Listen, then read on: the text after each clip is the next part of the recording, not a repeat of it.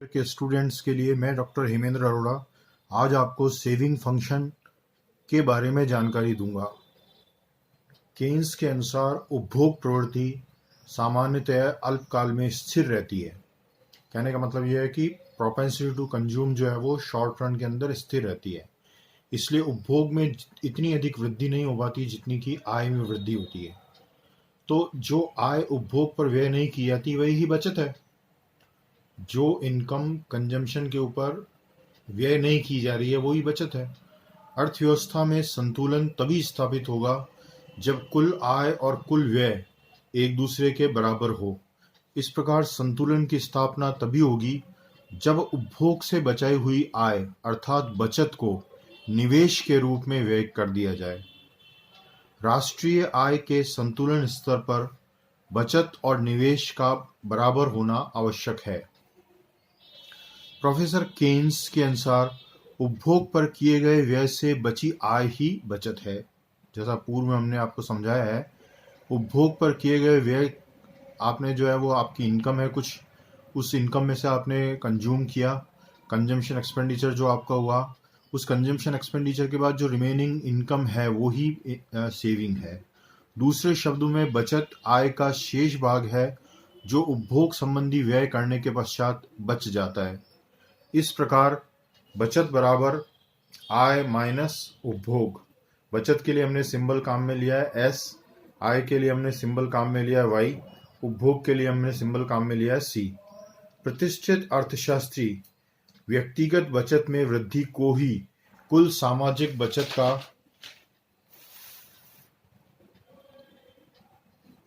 आधार मानते थे। उन्होंने बचत को निवेश का निर्धारक तत्व माना और इन दोनों को एक दूसरे से अलग नहीं समझा। अर्थशास्त्री जे.ए. हॉब्सन तथा अफलातून आदि अर्थशास्त्रियों ने बचत का विरोध किया। उनका विचार था कि बचत अर्थव्यवस्था में न्यून उपभोग अर्थात अंडर कंजम्पशन की स्थिति उत्पन्न करती है, जिससे मांग में कमी की समस्या उत्पन्न होती है। परिणाम स्वरूप अति उत्पादन, बेरोजगारी तथा आर्थिक संकट की स्थितियां उत्पन्न हो सकती है। कहने का मतलब है सेविंग को इन्होंने एक तरह से अच्छा नहीं माना और कहा कि कंजम्पशन इकोनॉमी के अंदर होना बहुत ज़रूरी है। लॉर्ड केन्स ने जनरल थ्योरी में बचत से संबंधित प्रतिष्ठित विचारधारा का खंडन किया, परंतु साथ ही यह भी बताया कि बचत का अच्छा अथवा बुरा होना उसके उपयोग पर निर्भर करता है। यदि बचत की गई राशि का निवेश कर लिया जाता है तो प्रभावपूर्ण मांग में कमी नहीं होती और बचत करने से समाज को कोई हानि नहीं होती। यहाँ ये ध्यान देने वाली बात है कि अगर आप बचत करते हो और उस बचत का समुचित इन्वेस्टमेंट हो जाता है तो उससे इफेक्टिव डिमांड के अंदर कमी नहीं आती है और इकोनॉमी में जो है वो एग्रीगेट डिमांड बढ़ती है। परंतु यदि इसका निवेश नहीं किया जाए, आपने सेविंग की लेकिन उसका इन्वेस्टमेंट नहीं किया और वह संचित या होर्डेड धन के रूप में रखी जाती है, तो इसके परिणाम जो है वो हानिकारक होते हैं। केन्स ने बताया कि एक व्यक्ति के दृष्टिकोण से बचत करना एक गुण अथवा अच्छाई हो सकती है, परंतु सामाजिक दृष्टिकोण से बचत एक बुराई है। कहने का मतलब है कि इंडिविजुअल फिनोमेना ये है कि एक आदमी जो है सेविंग करता है तो वो उसके लिए वर्च्यू हो सकती है, लेकिन पूरा समाज ही अगर सेविंग करने लगेगा तो फिर वो सोशल इविल बन जाएगी। केन्स के विचार में एक व्यक्ति जितनी अधिक बचत करता है, समाज में अन्य व्यक्ति उतनी ही कम बचत कर पाते हैं। परिणाम स्वरूप व्यक्तिगत बचत बढ़ने पर सामाजिक बचत में वृद्धि नहीं होती है। अब हम जानने की कोशिश करते हैं बचत तथा आय के बारे में। सैद्धांतिक रूप में बचत राष्ट्रीय आय का ही एक भाग है। केन्स के अनुसार बचत आय का फलन है, that is saving is the function of income. हम इसको ऐसे लिख सकते हैं, सेविंग के लिए हमने सिंबल काम में लिया है एस, इनकम के लिए हमने सिंबल काम में लिया वाई, तो saving is a function of income. दूसरे शब्दों में आय में परिवर्तनों के साथ साथ बचत में भी वृद्धि अथवा कमी होती है। बचतों की मात्रा जो है बचत प्रवृत्ति अर्थात प्रोपेंसिटी टू सेव पर निर्भर करती है। अब ये ध्यान देने वाली बात है कि सेविंग जो है प्रोपेंसिटी टू सेव, किसी देश की, किसी समाज की बचत करने की क्या प्रवृत्ति है, उसको हम प्रोपेंसिटी टू सेव कहते हैं। हमारे पास दो कंसेप्ट हैं, मार्जिनल प्रोपेंसिटी टू सेव और एवरेज प्रोपेंसिटी टू सेव। बचत प्रवृत्ति का अनुमान उपभोग प्रवृत्ति के आधार पर लगाया जाता है। उपभोग प्रवृत्ति C/Y को 1 में से घटा देने पर बचत प्रवृत्ति का पता लग जाता है।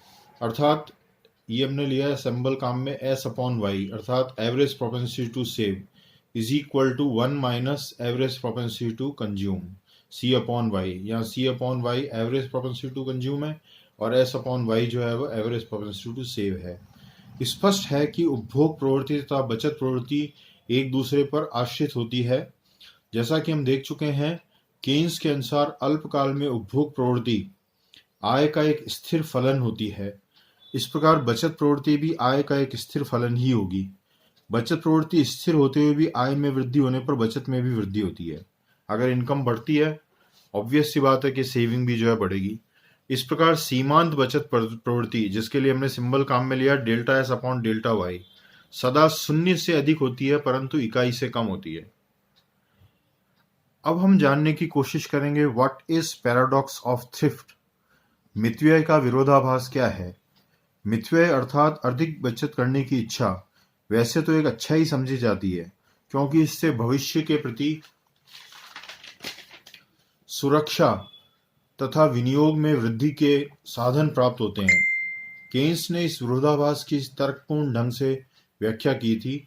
मंदी की स्थिति में यदि लोग अधिक बचत करने लगे तो उससे मांग में कमी होगी, जिससे आय का स्तर गिर जाएगा। राष्ट्रीय आय कम होने पर बचत कम होकर पहले के स्तर पर आ जाएगी, परंतु लोगों का उपभोग स्तर पहले से भी नीचा हो जाएगा। इस प्रकार बचत बढ़ाने से केवल परेशानी बढ़ेगी। बचत तो बढ़ नहीं पाएगी परंतु आय और उपभोग का स्तर गिर जाएगा। चित्र में हमने इस फिनोमेना को अच्छी तरह से समझाने की कोशिश की है। वाई एक्सिस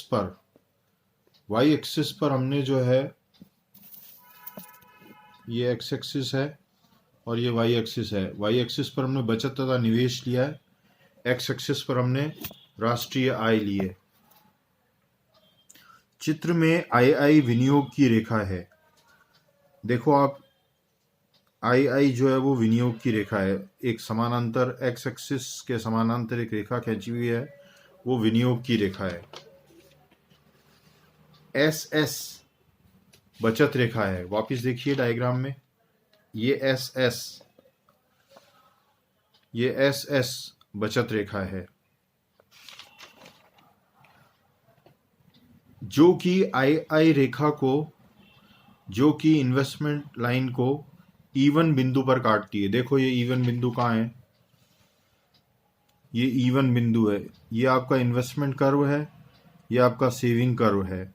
ये यहाँ पर इवन बिंदु पर इसको काटती है, जिससे एक्स एक्सिस पर Y1 आय स्तर निर्धारित होता है, जो कि 300 करोड़ रुपए के बराबर है। चित्र में आप देख लीजिए, ये जो है नीचे यहाँ से परपेंडिकुलर डाला हुआ है और ये जो लेवल है यहाँ से लेकर के यहाँ तक का 300 करोड़ रुपए है, इनकम लेवल को शो कर रहा है। यदि समाज द्वारा E1A के बराबर बचत में वृद्धि की जाए, जो कि 50 करोड़ रुपए चित्र के अनुसार दिखाया गया है कि बराबर है, तो S' नई बचत रेखा होगी। देखिए S' कहाँ है, ये चित्र में डॉटेड लाइन जो है S', ये नई बचत रेखा है।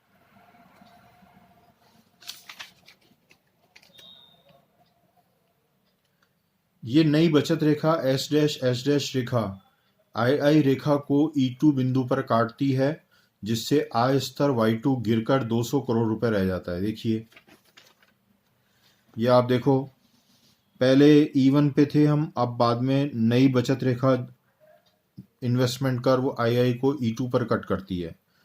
तो हमने क्या देखा कि यहाँ से जब हमने परपेंडिकुलर डाला तो इनकम लेवल रिड्यूस होकर 300 करोड़ रुपए से घट करके 200 करोड़ रुपए रह गई।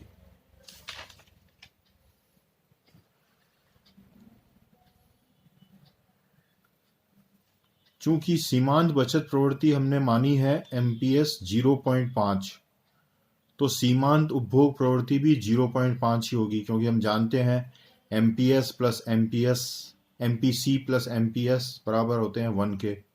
अगर एक जो है वो MPS 0.5 है तो MPC अर्थात सीमांत उपभोग प्रवृत्ति भी 0.5 होगी, तथा गुणक का आकार जो होगा 1/MPS बराबर 1/1/2 which is equal to 2। Multiplier के कंसेप्ट को हम बाद में विस्तृत रूप से समझेंगे, पर हम जानते हैं कि मल्टीप्लायर बराबर होता है 1/1 माइनस MPC, या हम कह सकते हैं 1/MPS। फिर बचत में 50 करोड़ रुपए की वृद्धि करने पर उपभोग में 50 करोड़ रुपए की कमी होगी तथा आय में भी उतनी ही कमी होगी। जब गुणक की विपरीत दिशा में क्रिया आरंभ होगी और आय तथा व्यय में तब तक कमी की जाती रहेगी जब तक कि बचत पुनः विनियोग के बराबर नहीं हो जाती। मल्टीप्लायर जो है पॉजिटिव रूप में भी काम कर सकता है, नेगेटिव में भी काम कर सकता है। E2 स्तर पर बचत तो पहले के स्तर पर आ गई है, परंतु उस स्तर पर आय जो है Y2 200 करोड़ रुपए है,